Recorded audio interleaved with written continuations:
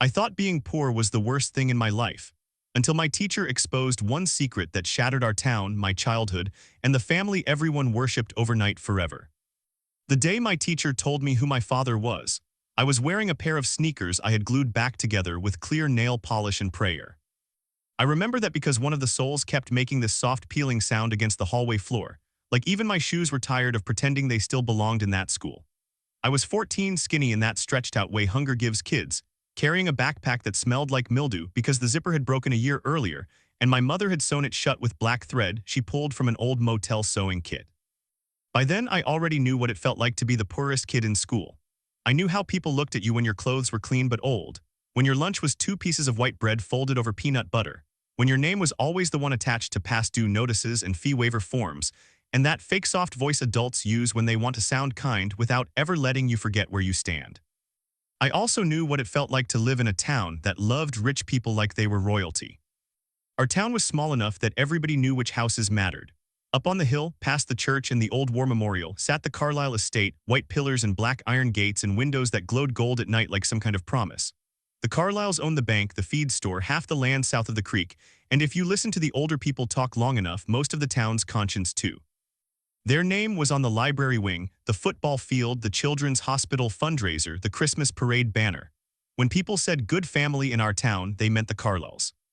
And then there was me and my mother, in a sagging duplex near the railroad tracks where the pipes knocked in the winter and the kitchen floor dipped under the refrigerator. My mother worked mornings at a diner and cleaned rooms at the motor lodge 3 nights a week. She came home smelling like bacon grease, bleach, and whatever cheap floral soap the motel bought in bulk. Her hands were always rough, her eyes were always tired. But no matter how bad things got, she never let me leave the apartment without my shirt tucked in and my hair wet-combed flat. People already decide enough about you before you open your mouth, she used to say. Don't hand them more. She never spoke badly about being poor. That was one of the strange things I only understood later. She never sat me down and filled my head with bitterness. She would laugh sometimes when the power bill came higher than expected, or when the car refused to start, or when dinner was eggs for the 3rd night in a row. But behind that laugh was something quieter. Not shame exactly. More like exhaustion mixed with old hurt she had taught herself to carry so well it barely showed. At school, the only place I ever felt even partly safe was room 214. That was Ms. Bennett's classroom. She taught English, though saying she taught English always felt too small for what she did. She noticed things other teachers missed, not just grades or homework. She noticed when someone stopped making eye contact. She noticed when a kid started sitting too still. She noticed who always said they weren't hungry when there were leftover muffins in the teacher's lounge. She noticed me. Not in a pitying way, that's important. Plenty of adults noticed I was poor. Ms. Bennett noticed I was trying not to let it become the whole shape of me. She started by lending me books. Then she found ways to keep me after class that didn't feel humiliating. I need a strong reader for this passage. Can you help me stack these essays? Tell me if this opening paragraph sounds honest to you. Sometimes she'd leave a granola bar on the corner of my desk like she had simply forgotten it there. I trusted her before I even realized I did. Still, there were moments with her that felt strange, even back then. Sometimes she would look at me too long, not in a creepy way, not even in a curious way exactly. More like she was checking something against a memory. Once, during silent reading, she set a copy of To Kill a Mockingbird on my desk, then paused and said, almost to herself, "You have his eyes." I looked up. Whose? She blinked like she'd been caught stepping somewhere she shouldn't. Nobody. Read chapter 5. I didn't think much of it at the time, but little moments like that started collecting in me. There were other things too. The first time Mr. Carlisle ever really looked at me was at a school fundraiser. I knew his face from billboards, church programs, and the framed donor wall outside the gym. Tall, silver at the temples, always dressed like he had somewhere more important to be than wherever he currently was. He had that polished, practiced kindness rich men wear in public, where every smile looks expensive. I was helping fold chairs after the event because students who volunteered got free pizza at the end. He was walking out with his wife, Caroline, and their son, Grant, who was in my grade and had spent most of middle school acting like being born into money counted as a personality. Mr. Carlisle stopped for a second when he passed me. He didn't smile, he just looked right at me. It lasted maybe 2 seconds, maybe less, but it was long enough for Mrs. Carlisle to touch his arm and say very quietly, "Richard." There was something in her voice that made me look up. His expression changed so fast I almost wondered if I imagined it. Whatever had been there vanished, and he gave me the same thin, polite nod rich people give valets and moved on. That night, when I told my mother Mr. Carlyle had looked at me funny, she dropped a plate in the sink so hard it chipped. "Why are you pale?" I asked. "I'm tired." "You know him." "No," she turned too quickly and reached for the dish towel. "People like that don't know people like us." It should have ended there, but it didn't. After that fundraiser, Ms. Bennett started asking quiet questions. Not a lot, just enough to make me notice. Did my mother ever talk about my father? Did I have any family outside town? Had I always had my mother's last name? Did I know what hospital I was born in? I remember laughing the first time she asked about my father because it felt like one of those questions people ask without thinking. "No mystery there," I said. "He left before I could remember." She pressed her lips together. "Did your mother say that?" "Not exactly." "What did she say?" I shrugged. She said some people are only strong enough to love in secret, and secret love always turns ugly. Ms. Bennett looked down at the papers in her hands. For a second she seemed far away. "That sounds like her." "I heard that, I heard it clearly." "That sounds like her." She lifted her eyes to mine and smiled in that careful adult way that means you are not getting an answer. It sounds like something a mother would say when she's trying to protect her son. That night I asked my mom if she knew Ms. Bennett. My mother was standing at the stove stirring canned soup with a wooden spoon that had a crack running through the middle. I saw her shoulders tighten before she even turned around. "She was older than me in school," she said. "That's it. She was smart, kind, everybody liked her." "You did." My mother looked at me then, and there was this sadness in her face that made me wish I had kept quiet. "I did," she said. "Maybe that was part of the problem." I wanted to ask what that meant, but something in her tone stopped me. We lived like that for a while, poor in all the visible ways, quietly tense in the invisible ones. Then my mother got sick. Not dramatic TV sick, nothing cinematic, just tired first, then too tired. Then she started sitting down in the shower because standing made her dizzy. Then the cough came, then the doctor visits I wasn't allowed to attend. Then the envelopes she tucked into the junk drawer without opening in front of me. She still worked longer than she should have. That was the kind of woman she was. She would come home shaking from exhaustion and still ask about my spelling quiz or whether I remembered to bring my gym clothes. I started watching her the way hungry people watch a small meal, already afraid of the moment it would be gone. One afternoon, I came home early because the boiler at school had broken, and they sent us all home before lunch. I opened the apartment door and heard voices in the kitchen.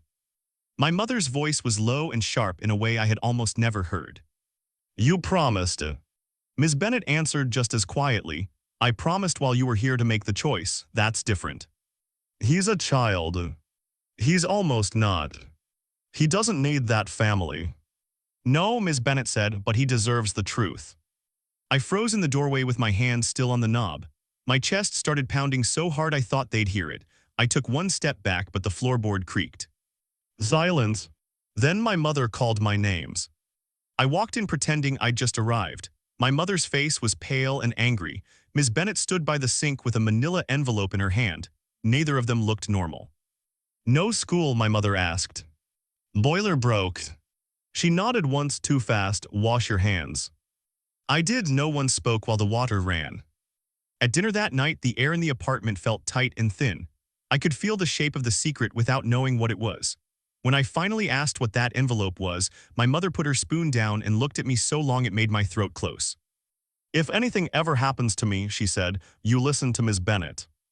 I hated the way she said it, like she was already halfway somewhere. I couldn't follow.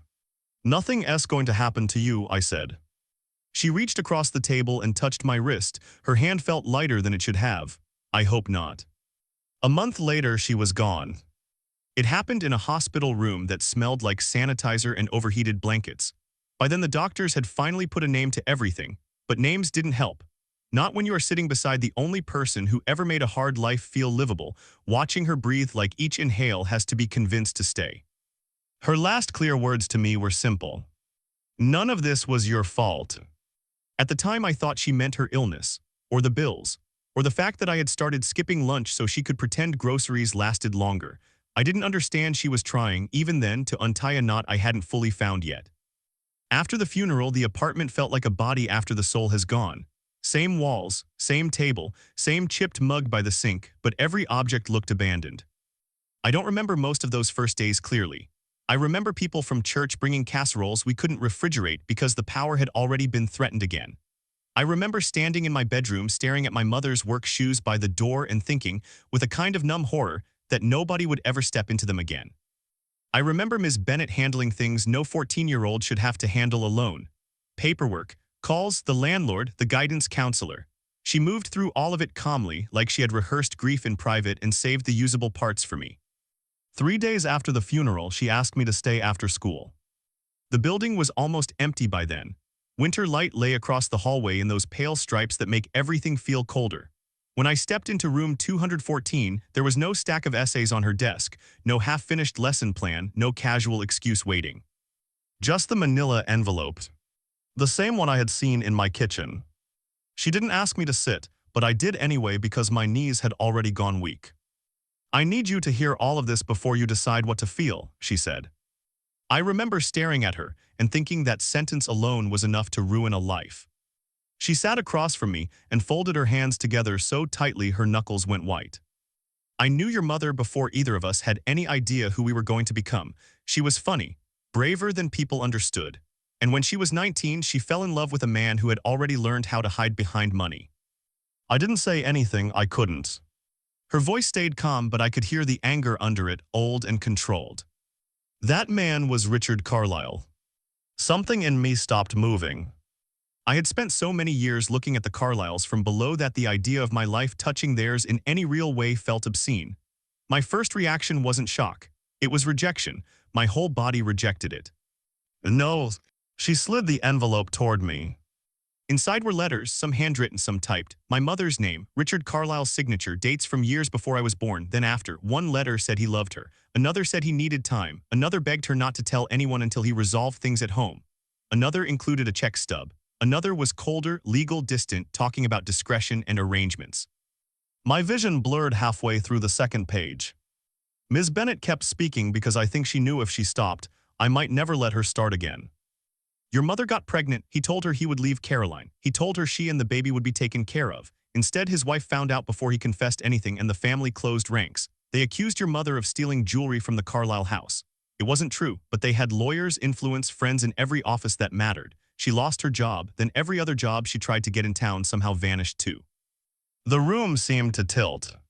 I thought about every eviction notice, every late bill, every pair of second-hand shoes, every lunch I pretended not to want.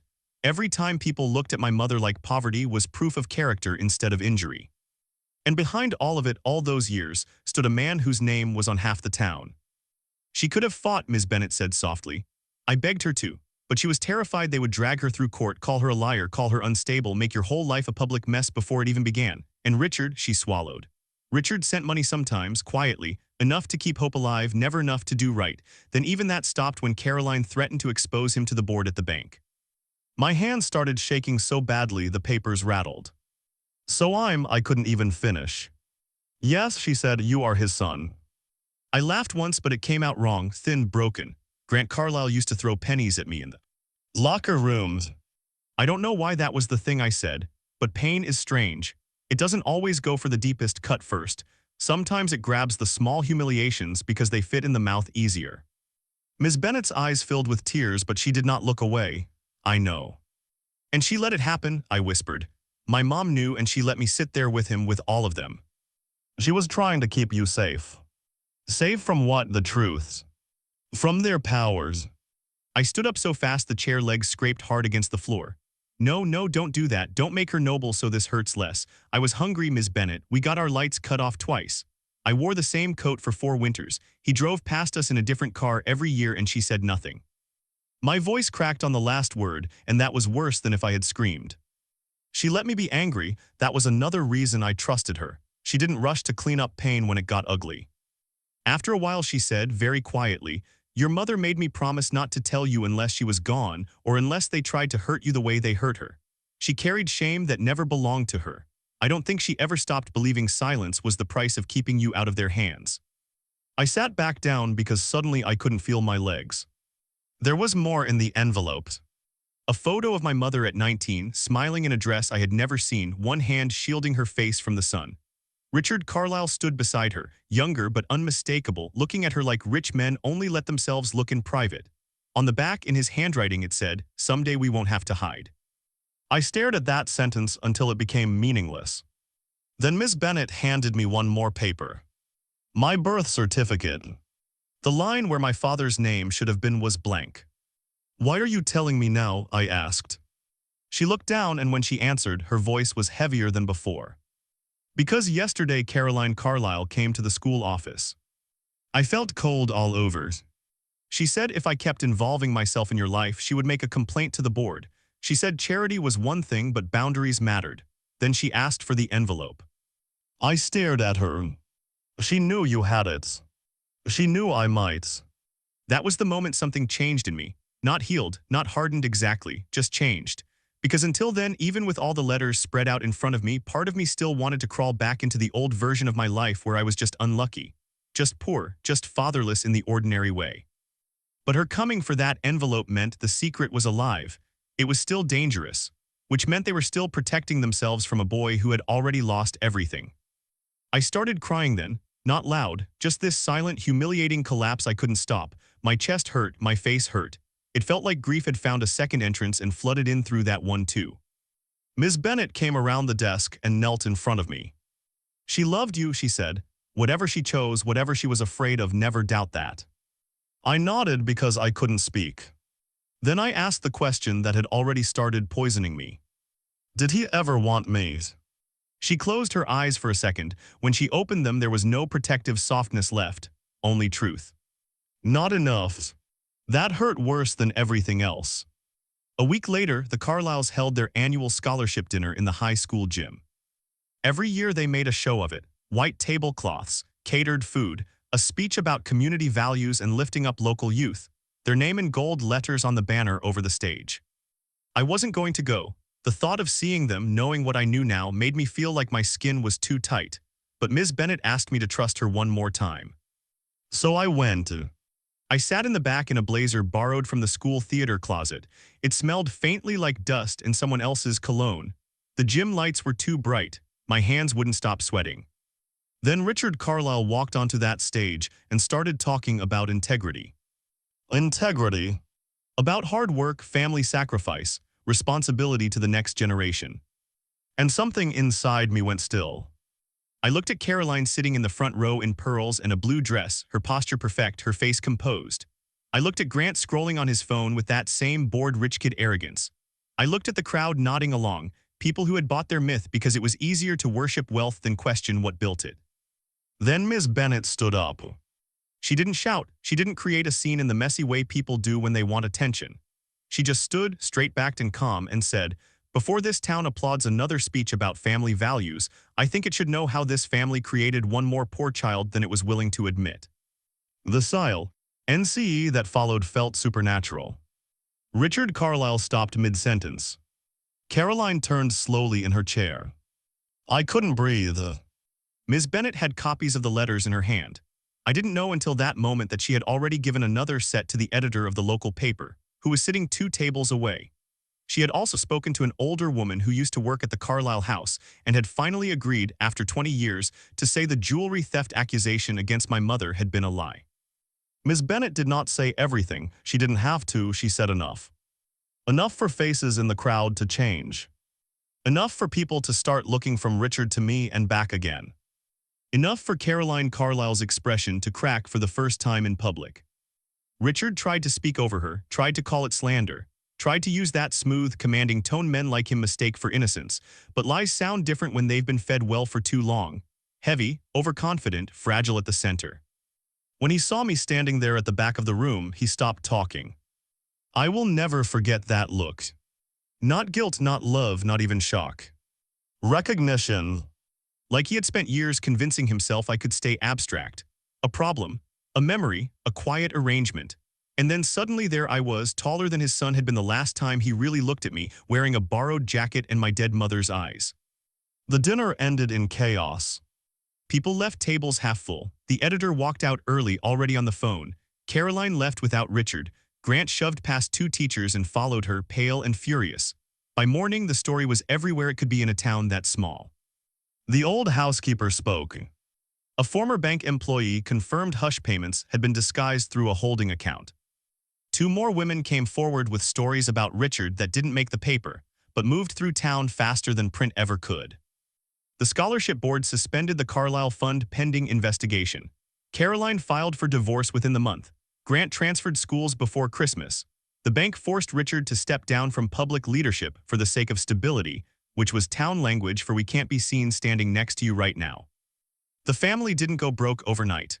Rich people rarely do, but they lost something they had built their whole identity around. Being believed. That was what shattered. Not the house on the hill, not the trust funds, not the land. The worship. And once that was gone, the rest of them had to face each other without it. People asked me afterward if it felt good. The honest answer is no, not good.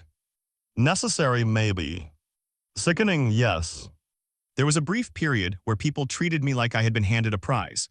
Teachers looked too carefully at me. Parents who had ignored my mother for years suddenly touched my shoulder at the grocery store. A few people apologized in vague, slippery ways that somehow still protected them from the full weight of what they'd helped happen. I hated all of it. I hated that it took scandal for people to remember we were human. I hated that my mother had to die before the truth got enough room to breathe. I hated that even after everything, part of me still wanted Richard Carlisle to look at me once and seem sorry. He did ask to see me. Twice, actually. The first time was through a lawyer. The second time through a handwritten note left with the school office. I didn't go either time. Maybe that sounds weak. Maybe some people would have wanted the confrontation, the chance to spit out years of hunger and humiliation in his face. But by then I understood something I hadn't known as a kid. Men like him survive by making every room revolve around them. I was done giving him rooms. Ms. Bennett never told me what she would have done if I'd asked her to stay quiet after the reveal. I think she already knew I wouldn't, not because I was brave. I was scared almost every minute of those months. But once I knew my life had been bent around another family's lie, I couldn't unknow it. That's the terrible thing about truth. Sometimes it doesn't free you first. Sometimes it ruins the version of your life that hurt less.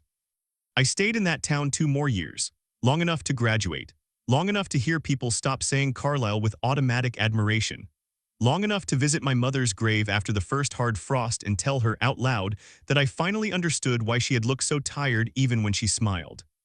Not because poverty had broken her. Because betrayal had.